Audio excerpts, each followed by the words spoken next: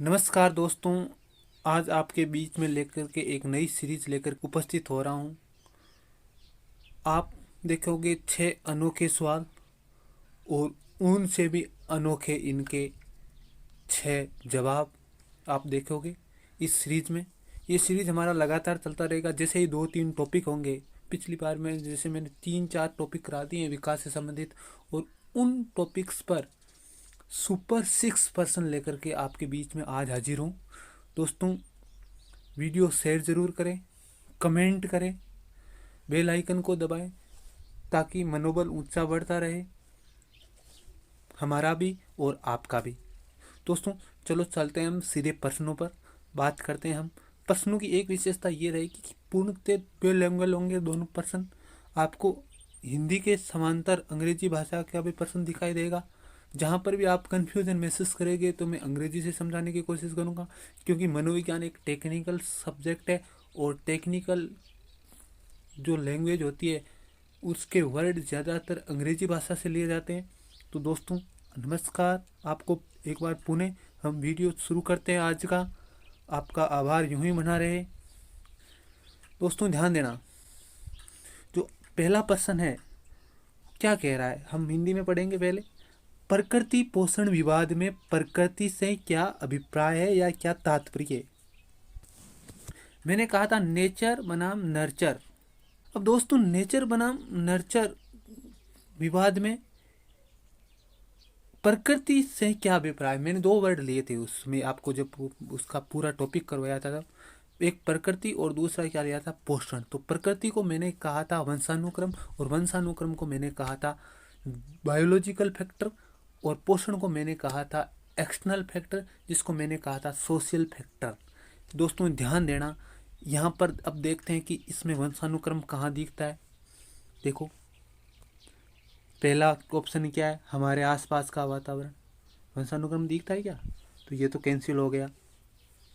दूसरा ऑप्शन है जैविक की विशिष्टताएं या वंशानुक्रम सूचनाएं, बायोलॉजिकल गिव्स एंड हेरिडिटी। चलो अगले ऑप्शन देख लेते हैं, एक बार के लिए इसको सही मान लेते हैं। एक व्यक्ति की मूल प्रवृत्तियां नहीं होती है, पोषण प्रकृति में शामिल नहीं होती है। भौतिक एवं सामाजिक संसार की जटिल शक्तियां, दोस्तों ये भी शामिल नहीं होगा। ये किस में शामिल होगा, ये पोषण को दर्शाएगा, नर्चर को दर्शाएगा। जबकि दूसरा कथन कथन किसको दर्शाएगा, नेचर को। इसलिए उत्तर कौन सा हो गया, 2 नंबर। दोस्तों उत्तर क्या होगा, 2 नंबर। आपको यदि पूछता पोषण से क्या अभिप्राय है तो आपका उत्तर होता नंबर 4।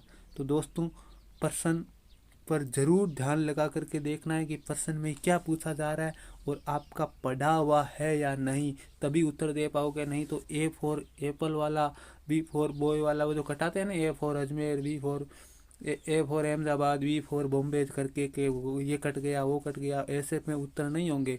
आपका पढ़ा हुआ है तभी सही होगा, नहीं तो नहीं होगा। जैसे अब प्रकृति का ज्ञान था, हमने पिछले पेरे में पढ़ा था, तो यहाँ पर सीधा संबंध हो गया। Biological gives and heredity information are indicated किसको करते हैं, नेचर को करते हैं।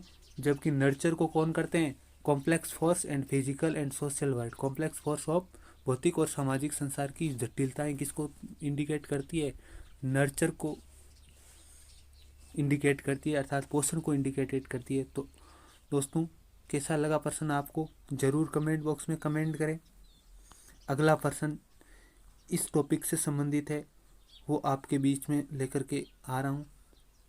अब ध्यान देना, बहुत ही इम्पोर्टेंट प्रश्न है अगला प्रश्न। थोड़ा सा ध्यान दे दिया तो प्रश्न गलत नहीं होगा आपका। पूर्व विद्यालय में पहली बार आया बच्चा मुक्त रूप से चिल्लाता है। प्रश्न को ध्यान से पढ़िए। पूर्व विद्यालय में आया हुआ बच्चा क्या करता है, मुक्त रूप से चिल्लाता है, रोता है। बिल्कुल है, मम्मी कन जाऊँ रे, पापा कन जाऊँ रे, यहाँ को रोवे, स्कूल कौन जाऊँ, मन तो मार साहब ठोके है, यहाँ के लिए बातें करे। 2 वर्ष के पश्चात वही बच्चा अपनी प्रारंभिक विद्यालय में पहली बार जाता है तो उसका तनाव चिल्ला करके व्यक्त नहीं करता है, अपितु कंधे एवं गर्दन की पेशियां तन जाती है। इतना तनाव में आ जाता है कि बालक में एक अंदर शारीरिक परिवर्तन साफ रूप से दिखाई देते हैं। जो सामंगिक परिवर्तन आते हैं उसके अलगाव के कारण से माता पिता के, उसके शारीरिक पिक्चर भी में दिखाई देने लगते हैं। उसकी आंखें मोटी हो जाती है, नसें तन जाती है, देखा होगा कभी कभी आपने बच्चों का। इस व्यवहारिक परिवर्तन का सैद्धांतिक आधार हो सकता है। दोस्तों यहाँ पर बहुत इंपॉर्टेंट रूप से ध्यान देना होगा। यहाँ पर किसकी बात हो रही है, पहले प्रश्न में देखो आप। पहली बार आया हुआ बच्चा मुक्त रूप से चिल्लाता है 2 वर्ष बाद, जब बच्चा प्रारंभिक विद्यालय में जाता है। पूर्व विद्यालय मतलब आंगनबाड़ी केंद्र की बात हो रही है। और उसके बाद में किसकी बात हो रही है, विद्यालय में जा रहा है बालक। पूर्व विद्यालय का मतलब इसमें शैशवावस्था की शैशवावस्था से बाद की बात हो रही है, जबकि पूर्व प्रारंभिक विद्यालय में गया वो बालक अलग रूप से। इसका मतलब एक तो वो बात कर रहा है स्टेज की, यहाँ पर स्टेज की बात हो रही है। स्टेज की हो रही है तो इसमें निरंतर तो होगा ही नहीं विकास का। जो निरंतर फैक्टर है वो तो कट जाएगा अपने आप। और यहाँ पर एक दूसरी बात और समझने लायक है। वही बच्चा, मतलब बच्चे अलग अलग नहीं, उसी बच्चे पे बात हो रही है, तो इसमें व्यक्तिगत विभिन्नताएं या विभेदीकरण वाले तो कोई बात होगी नहीं, प्रश्न से ही देखने को लग रहा है। अब तीसरी बात, ये स्टेज वाइज हो रहा है। और स्टेज वाइज जो परिवर्तन होता है उसको हम बोलते हैं कर्मिक परिवर्तन। जैसे शिशुअवस्था के बाद में बाल्यावस्था, बाल्यावस्था के बाद में किशोरावस्था, और किशोरावस्था के बाद में क्या आती है, युवावस्था आती है। तो दोस्तों निरंतर ये होता है, ये नहीं होगा,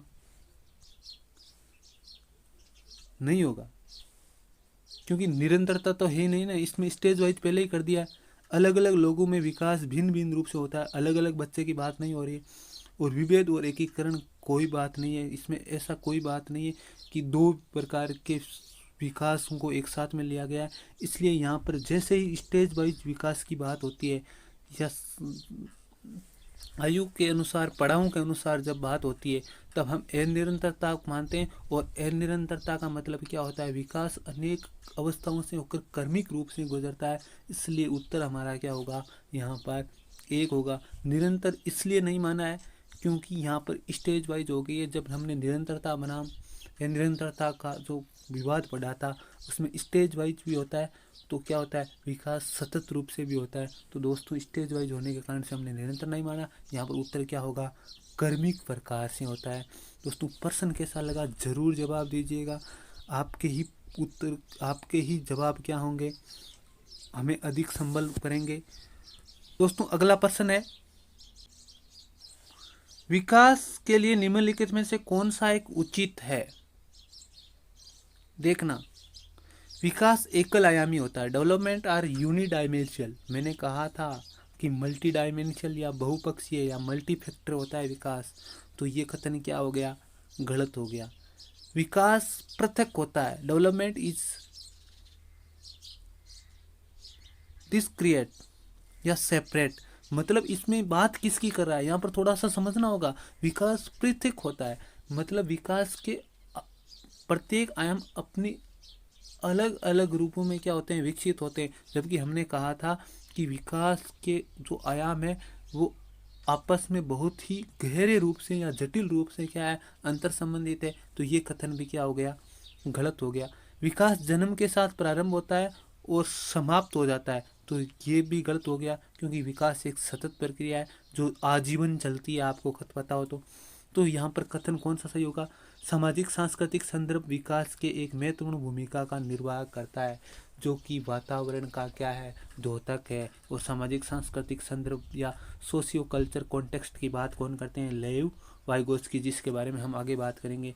ये फैक्टर है किसका, वातावरणीय फैक्टर, जो कि विकास के अंदर क्या करता है, महत्वपूर्ण भूमिका निभाता है, जैसा कि हमने पिछले वीडियो में पढ़ा था। तो दोस्तों उत्तर क्या होगा, 9 का नंबर 1। अगला प्रश्न है दोस्तों, निम्नलिखित में से कौन सा विकास का एक सिद्धांत नहीं है। यहाँ पर पूछा है, नहीं है। विकास जीवन पर्यंत होता है। दोस्तों बात आई थी विकास आजीवन होता है, सही है। विकास परिवर्त्य होता है। डेवलपमेंट इज मॉडिफाइएबल, मतलब विकास क्या होता है, लचीला होता है और इसमें हम जल्दी क्या कर सकते हैं, परिवर्तन या संशोधन कर सकते हैं। तो ये भी कथन क्या हो गया, सही हो गया। ये पूछा है कि विकास का सिद्धांत नहीं है। विकास आनुवंशिकता और पर्यावरण दोनों से प्रभावित होता है। बिल्कुल अच्छी बात है, हमने पिछले वीडियो में कन्वर्ट किया था, अच्छी तरीके से समझाया था। विकास सार्वभौमिक और सांस्कृतिक संदर्भ से प्रभावित नहीं होता है। यहाँ ये बात अलग है कि विकास सार्वभौमिक तो होता है, लेकिन यहाँ पर दूसरी बात है, वो क्या है, विकास सांस्कृतिक संदर्भ से प्रभावित नहीं होता है। ये बात गलत है, इसलिए हमारा उत्तर होगा नंबर 4। तो उत्तर कौन सा होगा, नंबर 4। इस प्रश्न का जवाब कौन सा होगा, 4 नंबर। स्क्रीनशॉट ले लीजिए एक बार आप इस प्रश्न का आराम से। वही प्रश्न आ रहे हैं जो मैंने पढ़ाए हैं, इससे बाहर कुछ भी नहीं है प्यारे विद्यार्थियों। जो अगला प्रश्न है वो ये है कि आजर्ब तर्क देता है कि भाषा विकास व्यक्ति की नैसर्गिक प्रवृत्तियों से प्रभावित होता है। नैसर्गिक प्रवृत्तियों से प्रभावित होता है, जबकि सोनाली महसूस करती है कि वह परिवेश से प्रभावित होता है। यहाँ पर एक क्या कर रहा है, नेचर की बात कर रहा है, जबकि एक क्या कर रहा है, नर्चर की बात कर रहा है, वातावरण की बात कर रहा है। एक नेचर की बात कर रहा है, एक जो आनुवंशिक के बीच की भाषा विकास क्या होता है, बच्चा भाषाई क्षमताओं के साथ में जन्मता है और भाषा वंशानुक्रम से प्रभावित होती है। आजर्ब का तर्क तो ये है, और सोनाली क्या तर्क दे रही है कि भाषा विकास क्या होता है, परिवेश से होता है। तो आजरब एवं सोनाली के बीच चर्चा का विषय है। तो यहाँ पर देखना, स्थिरता बनाम अस्थिरता वाली तो कोई बात है ही नहीं, सतत बनाम असतत वाली कोई बात नहीं है। यहाँ पर है प्रकृति और पालन पोषण विवाद पर दोनों के बीच में क्या हो रहा है, विवाद हो रहा है। और चुनौतीपूर्ण बनाम ये चुनौतीपूर्ण वाली भावना वाली कोई बात यहाँ पर दिखाई नहीं दे रही है। तो कितने गजब प्रश्न आ रहे हैं प्रकृति बनाम पालन पोषण विवाद पर। देखना, एक बच्चा कहता है कि नेचुरली होता है, मतलब बच्चा अपने क्या करता है, भाषाई क्षमताओं के साथ में जन्मता है। और एक कह रही है कि ये भाषाई क्षमताएं क्या होती है, परिवेश से सीखी जाती है। अगला प्रश्न है, इनमें से कौन सा विकास का एक सिद्धांत नहीं है। यहाँ पर आगे पूछ रहा है, नहीं है।